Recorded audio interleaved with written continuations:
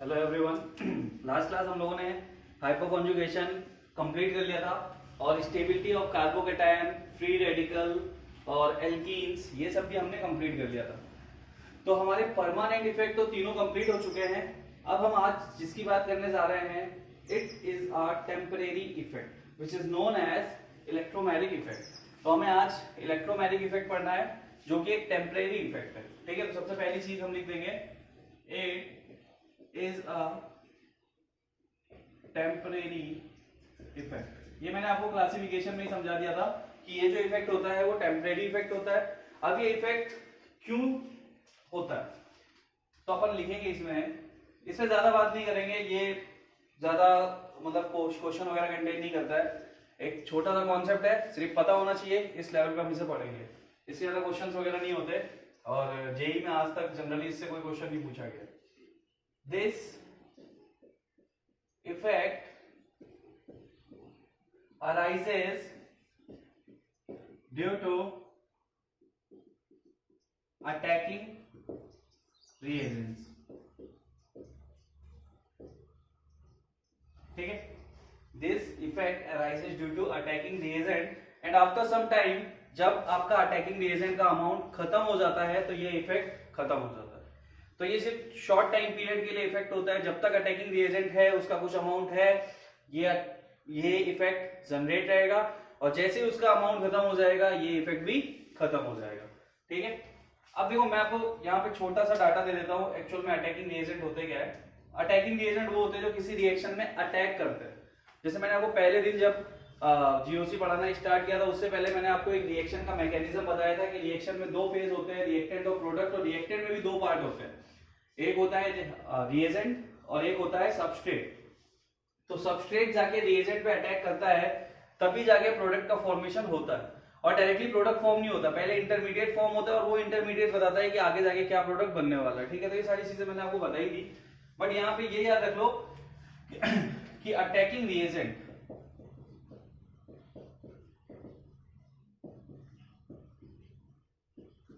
दो टाइप के होते हैं। एक होता है इलेक्ट्रोफाइल्स, ये आगे हम पढ़ेंगे इसके बारे में, यहाँ पे मैं तुम्हें सिर्फ बेसिक बता देता हूँ। और एक होता है न्यूक्लियोफाइल्स। देखो अभी जो मीनिंग में बताने जा रहा हूँ इसका मतलब तुमसे अच्छा कोई नहीं समझता, तो ध्यान से देखो। फाइल्स का मतलब होता है लवर्स। ठीक है, फाइल्स का मतलब होता है लवर्स। अब अगर मैं इसको ब्रेक करूं इलेक्ट्रो और फाइल्स के फॉर्म में, तो इलेक्ट्रो मतलब इलेक्ट्रॉन और फाइल्स मतलब तो लवर्स होता ही है, इलेक्ट्रॉन लवर। न्यूक्लियोफाइल, न्यूक्लियो मतलब न्यूक्लियस लवर। तो देखो इलेक्ट्रॉन को कौन चाहेगा? इलेक्ट्रॉन वही पाना चाहेगा ना जिसके पास पॉजिटिव चार्ज है। ठीक है, और न्यूक्लियस लवर कौन होगा? न्यूक्लियस लवर वो होगा जो खुद के पास नेगेटिव चार्ज रखता है, क्योंकि न्यूक्लियस के पास पॉजिटिव चार्ज होता है। तो अपोजिट चार्ज वाले जब एक दूसरे पर अटैक करते हैं, सपोज करो कहीं पे पॉजिटिव चार्ज है, कोई रिएक्शन में पॉजिटिव चार्ज दिख रहा है, एक आया कोई भी ई मान लेते हैं, ये अटैक कर रहा है। तो ये क्यों अटैक कर रहा है? क्योंकि इसके पास नेगेटिव चार्ज है या एक्स्ट्रा इलेक्ट्रॉन्स है, तो इसको इस पॉजिटिव चार्ज को जरूरत है, तो वो क्या करेगा? इस पर अटैक कर लेगा। पॉजिटिव चार्ज की जरूरत है, अपने चार्ज को कम करने के लिए वो पॉजिटिव चार्ज के पास चला जाएगा, क्योंकि पॉजिटिव चार्ज के पास जाते ही उसकी इलेक्ट्रॉन डेंसिटी डिस्ट्रीब्यूट हो जाएगी। तो आपको सिर्फ इतना से याद रखना है कि अटैकिंग रिएजेंट दो टाइप के होते हैं, इलेक्ट्रॉन फाइल्स, इलेक्ट्रोफाइल्स और न्यूक्लियोफाइल्स। आगे जब हम इसे डिटेल में पढ़ेंगे तब मैं आपको समझा दूंगा इसका मतलब क्या होता है। ठीक है, अब ये भी दो टाइप के होते हैं, प्लस ई और माइनस ई। और ये टेम्परेरी इफेक्ट है, मैंने पहले ही बताया कि जैसे ही अटैकिंग रिएजेंट का अमाउंट खत्म होगा ये इफेक्ट भी दिखना बंद हो जाएगा, लेकिन जब तक वो है तब तक ये इफेक्ट शो होगा। अब ये भी दो टाइप के होते हैं, प्लस ई इफेक्ट, इसको ई से इंडिकेट करते हैं, और माइनस ई इफेक्ट। तो प्लस ई इफेक्ट का मतलब क्या है? प्लस ई मतलब जो नेगेटिव चार्ज पे जाके सेटल हो रहा होगा वो प्लस ई में कंसीडर हो जाएगा, और जो पॉजिटिव चार्ज में सेटल हो रहा होगा वो क्या हो जाएगा? Minus E. फॉर एग्जाम्पल, जैसे मैं एक एग्जाम्पल लेता हूं, CH2 डबल बॉन्ड CH2, इसका नाम है इथीन। अब ये इथीन मैंने लिया है, CH2 डबल बॉन्ड CH2, और मैं क्या कर रहा हूं, मैं इसमें सपोज करो किसी इलेक्ट्रोफाइल का अटैक करवा रहा हूं।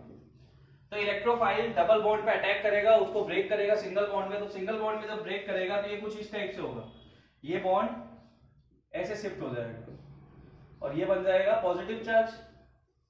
अब ये पॉजिटिव चार्ज है तो ये इस कार्बन पे जाएगा, ये इस कार्बन पे जाएगा, तो ऑब्वियस सी बात है पॉजिटिव चार्ज को रिमूव करने के लिए वो निगेटिव वाले कार्बन पे जाएगा। तो यहां से क्या होगा, यहां से रिएक्शन हो जाएगी CH2E CH2 पॉजिटिव चार्ज। तो जब कोई अटैकिंग रिएजेंट कार्ब एनायन या निगेटिव चार्ज पे आके अटैच होता है तो वो होता है प्लस E इफेक्ट। और अपोजिटली अगर मान लो मैं सेम रिएक्शन ले रहा हूं CH2 डबल बॉन्ड CH2, इस पे मैं किसी न्यूक्लियोफाइल की, ये क्या था इलेक्ट्रोफाइल था, न्यूक्लियोफाइल की रिएक्शन करो, ये न्यूक्लियोफाइल इस पे अटैक करेगा CH2 माइनस CH2 पॉजिटिव। जब ये डबल बॉन्ड ब्रेक होगा तो ब्रेक होगा, इस पे माइनस चार्ज चला जाएगा, इस पे पॉजिटिव चार्ज हो जाएगा, डबल बॉन्ड है ना ये, तो ब्रेक होगा तो एक पे नेगेटिव चार्ज एक पे पॉजिटिव चार्ज आ जाएगा। इसके पास चार्ज नेगेटिव है तो इस केस में क्या करेगा, इस केस में ये अटैच होगा उस कार्बन से जिसके पास पॉजिटिव चार्ज होगा।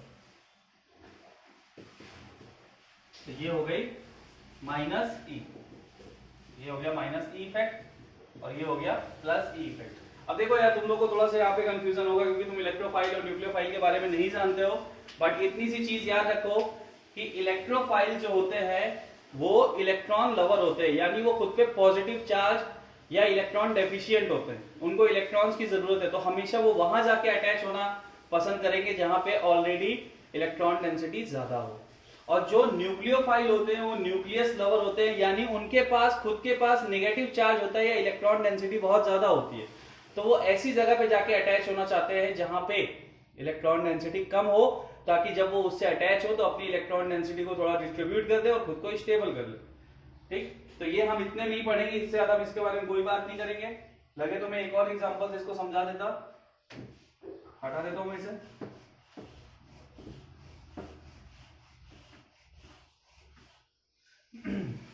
फॉर एग्जांपल सेम कंपाउंड हम ले रहे हैं, हमने लिया CH2 डबल बॉन्ड CH2, इसकी रिएक्शन हम करा रहे हैं HBr से। ठीक, अब HBr को अगर मैं ब्रेक करूं तो ये ब्रेक होगा H प्लस और Br माइनस में। अब ये क्या करेगा, ये अटैक करेगा इस पे HBr, मान लेते हैं ये कोई अटैकिंग रिएजेंट है, तो H पॉजिटिव मतलब ये क्या हो गया, इलेक्ट्रोफाइल हो गया क्योंकि इसको इलेक्ट्रॉन्स की जरूरत है, तो ये इलेक्ट्रोफाइल हो गया। Br माइनस ये ऑलरेडी एक्स्ट्रा इलेक्ट्रॉन कंटेन कर रहा है तो इसको पॉजिटिव चार्ज की जरूरत है, इसलिए ये न्यूक्लियोफाइल हो गया, मान लेते हैं अपन। अब जब ये बॉन्ड ब्रेक होगा तो क्या रिएक्शन ऐसी होगी, CH2 सिंगल बॉन्ड CH2। अब बॉन्ड की शिफ्टिंग अगर तुम इधर करोगे तो नेगेटिव चार्ज इधर चला जाएगा, बॉन्ड की शिफ्टिंग तुम उधर करोगे तो उधर चला जाएगा, उससे कोई फर्क पड़ने वाला है नहीं, दोनों इक्वल है, CH2 है, तुम्हारी चॉइस है तुम बॉन्ड किधर ब्रेक कर दो। अब ये जो H प्लस है ये अटैक करेगा माइनस वाले पे, और ये जो Br माइनस है ये अटैक करेगा प्लस वाले पे, क्योंकि ऑब्वियस सी बात है इनको अपने अपोजिट चार्ज की जरूरत है। तो यहाँ रिएक्शन क्या हो जाएगी, CH2 पे आके लग जाएगा पॉजिटिव वाले पे Br और इस CH2 पे लग जाएगा हाइड्रोजन। अब जैसे ही इस रिएक्शन में HBr का अमाउंट कम होगा या खत्म होगा वैसे ही ये इफेक्ट भी खत्म हो जाएगा। तो ये है इलेक्ट्रोमैग्नेटिक इफेक्ट। फिर से बता रहा हूं बहुत ज्यादा इंपॉर्टेंट नहीं है, लेकिन इसका ये मतलब नहीं है कि हमें सीखना नहीं है, हमें सीखना है, हमें समझना है। ठीक है, नोट कर लीजिए इलेक्ट्रोमैग्नेटिक इफेक्ट।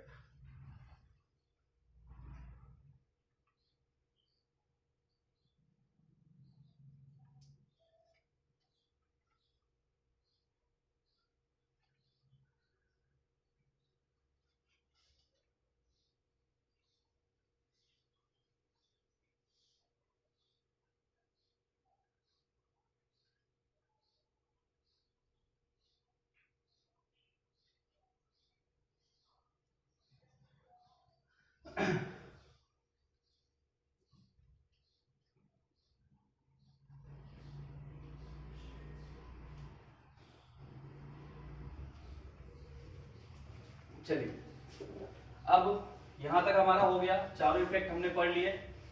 ठीक है, तीनों परमानेंट भी पढ़ लिए और चौथा ये टेम्परेरी भी हमने देख लिया क्या होता है कैसे होता है।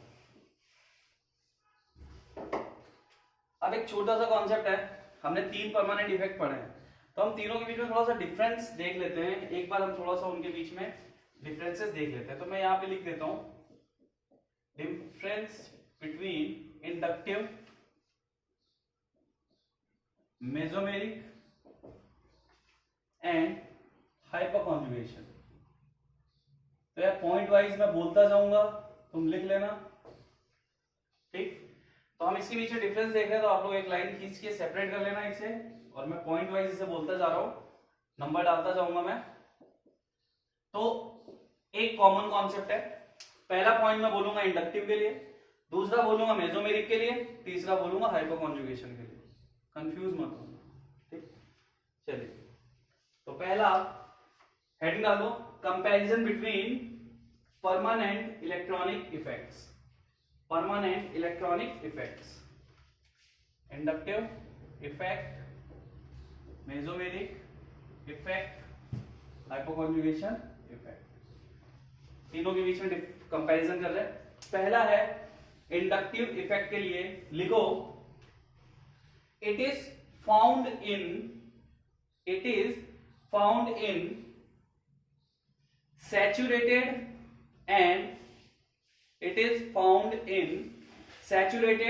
and unsaturated compounds। Saturated compounds का मतलब क्या है, ये सिंगल बॉन्ड वाले स्ट्रक्चर में भी मिल सकते हैं और डबल बॉन्ड भी रहा तो इनको कोई फर्क नहीं पड़ता। इसमें सिर्फ इंडक्टिव देखा जाता है, इसमें रेजोनेंस जैसी कोई चीज तो होती नहीं है, तो इंडक्टिव सिग्मा बॉन्ड के थ्रू देखा जाता है, ये चीज हमें पता है। तो सिग्मा बॉन्ड चाहे डबल बॉन्ड हो चाहे ट्रिपल बॉन्ड हो, उसमें एक तो सिग्मा होता ही है ना। तो ये सैचुरेटेड कंपाउंड में भी हो सकता है। सैचुरेटेड का मतलब क्या होता है, जो सिर्फ सिंगल बॉन्ड वाले होते हैं। अनसैचुरेटेड का मतलब होता है जिसमें डबल या ट्रिपल बॉन्ड आ जाए। तो पहला पॉइंट इंडक्टिव के लिए था, it is found in saturated and unsaturated compound. Second point, first point mesomeric के लिए लिखो। तो सबको पता होगा कि मेसोमेरिक सिंगल बॉन्ड स्ट्रक्चर में तो नहीं हो सकता, क्योंकि इसके लिए कॉन्जुगेशन रिक्वायर्ड है, इसके लिए रेजोनेंस रिक्वायर्ड है। तो हम लिखेंगे it is found in unsaturated compounds especially having conjugate system। तो ये इसमें तो हो ही नहीं सकता। इसके लिए पहली चीज सिस्टम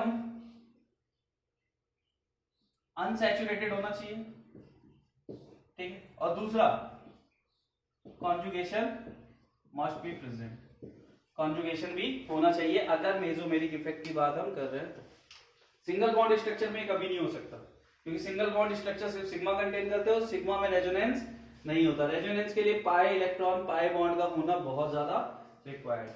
हाइपरकॉन्जुगेशन इफेक्ट में लिखो, तो आपको पता होगा ये किसमें मिलता है। It is found in carbocation, carbon free radical, alkenes and benzene nucleus. यानी बेंजीन, और बेंजीन पे अगर कोई sp3 कार्बन है तो उस पे, यानी बेंजीन पे कोई अल्फा हाइड्रोजन है तो हाइपरकॉन्जुगेशन हो जाएगा, ठीक है। पहला पॉइंट हो गया तीनों का। चलिए सेकंड पॉइंट पे हम बात करने जा रहे हैं इंडक्टिव में। लिखो it is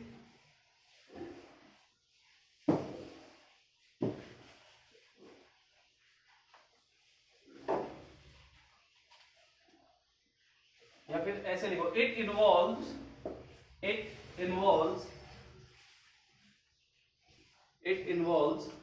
partial shifting of sigma electrons। partial shifting of sigma electron, हम सबने देखा था कि इंडक्टिव सिर्फ और सिर्फ इलेक्ट्रोनेगेटिविटी के डिफरेंस पे काम करता है और 3 कार्बन तक डिपेंड करता है, 3 कार्बन तक ये होता है। तो तो इसमें क्या होता है, सिग्मा इलेक्ट्रॉन्स की सिर्फ पार्शियल शिफ्टिंग होती है, यानी वो अपने बॉन्ड को अपनी जगह को छोड़ के कभी फ्लोरीन के पास नहीं चला जाएगा, वो फ्लोरीन की तरफ थोड़ा सा खिसक जरूर जाएगा लेकिन पूरा फ्लोरीन के ऊपर नहीं चला जाएगा। तो it involves partial shifting of sigma electron.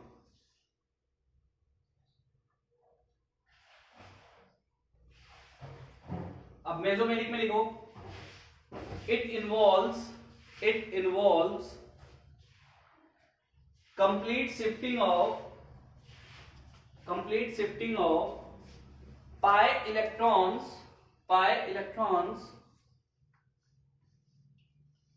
complete shifting of pi electrons or pi electrons of pi bonds or lone pair of electron ठीक है। तो हमें पता है मेसोमेरिक में रेजोनेंस होता है और रेजोनेंस में पाई इलेक्ट्रॉन की कंप्लीट शिफ्टिंग होती है, वो अपनी जगह छोड़ के किसी भी एटम ग्रुप किसी के ऊपर जाके शिफ्ट हो जाते हैं। तो इसमें जो होता है वो complete shifting of pi electrons होती है, पाई बॉन्ड के इलेक्ट्रॉन्स की, ठीक है। हाइपरकॉन्जुगेशन में लिखो, it involves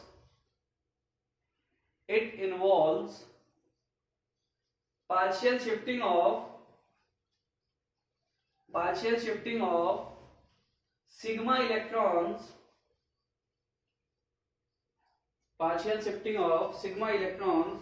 into p orbital जैसे हम सबने देखा था, ठीक है।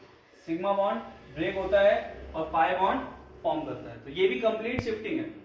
ऐसा नहीं कि उसमें बॉन्ड में से इलेक्ट्रॉन डेंसिटी खिसक के इधर गई, सिर्फ पार्शियल शिफ्टिंग इसमें होती है, बाकी दोनों में कंप्लीट शिफ्टिंग होती है, इलेक्ट्रॉन डेंसिटी पूरी की पूरी अपनी जगह से शिफ्ट हो जाती है। थर्ड पॉइंट लिखिए इंडक्टिव इफेक्ट में,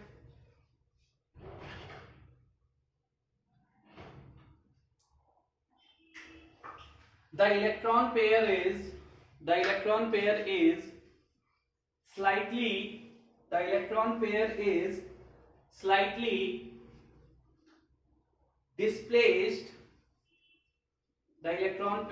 is slightly displaced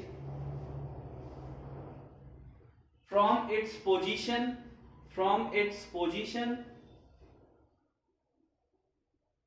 and thus partial charges are developed for example जैसे इलेक्ट्रॉन डेंसिटी आ रही है तो इस पे पार्शियल नेगेटिव चार्ज होगा, इस पे पार्शियल पॉजिटिव होगा, इस पे और इस पे थर्ड वाले पे और पॉजिटिव चार्ज, यानी कि एक्चुअल में डेल्टा बढ़ता जाएगा तो चार्ज तो कमी होता जा रहा है, ये मैंने तो पहले ही बता रखा है। लेकिन जब ये शिफ्टिंग होती है तो इसमें पार्शियल चार्जेस डेवलप हो जाते हैं। ये हमारा थर्ड पॉइंट था। चलिए मेसोमेरिक में लिखिए, the electron pair is completely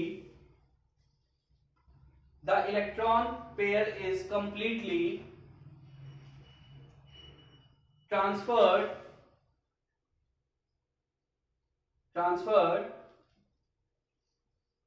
and thus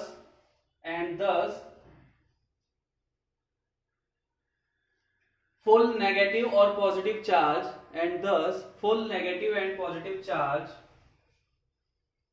are developed।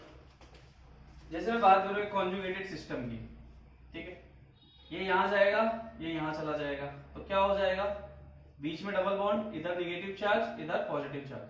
तो ये जो चार्जेस डेवलप हुए ये कोई पार्शियल चार्ज नहीं होते, ये कंप्लीट चार्ज होते हैं, यानी पूरी की पूरी इलेक्ट्रॉन डेंसिटी की शिफ्टिंग हुई है तो चार्ज भी पूरा होगा। यहाँ पे सिर्फ इलेक्ट्रॉन डेंसिटी अपने सेंटर की जगह को छोड़ के थोड़ा सा शिफ्ट हो जाती है, जैसे फ्लोरीन के साइड ज्यादा चली गई, इसलिए वहां पे पार्शियल चार्जेस जनरेट होते हैं।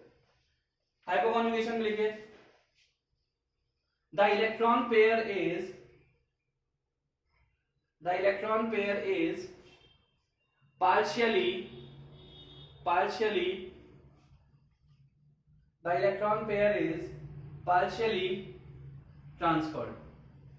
partially transferred।